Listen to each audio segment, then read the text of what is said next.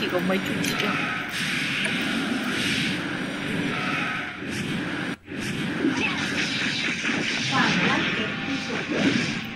Kém rồi, bây giờ yếu hơn.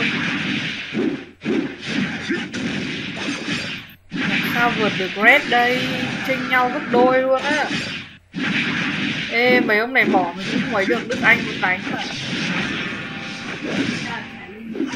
Đức Anh người ta lên rồi, mình không lên được. Cố lên qua ông tiếng Trung không?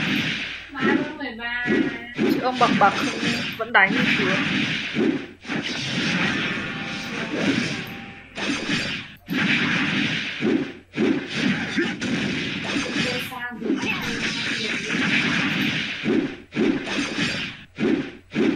Xe còn lâu mới dừng. Ông mới dừng đi. Cố chấp.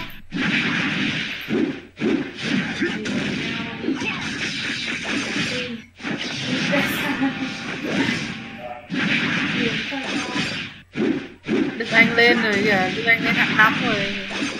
Mấy ông bà kia bỏ. Chắc kiểu người ta cũng tính toán người ta đủ chia rồi, người ta mới thoát. Chia rồi. Đớn thật. Ý là mình đánh nhiều này mà mình đánh không nổi 5 mạng. Mà nó báo là 0,1% thì 0,1 nhân 500. Chẳng nghĩ là 50 mạng. Hay là phải 0,1 nhân 500 là bao nhiêu? Lần sau để ý kiến. Ước cái Mỹ trọng. Quan trọng là cái mạng mình đánh thôi.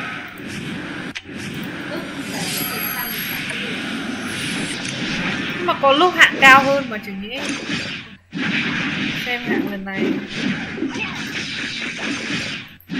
Còn hôm qua là cái ông kia Sắp hết rồi. một chút thôi. Đường mà rồi đã lên 12. Sau mấy mạng.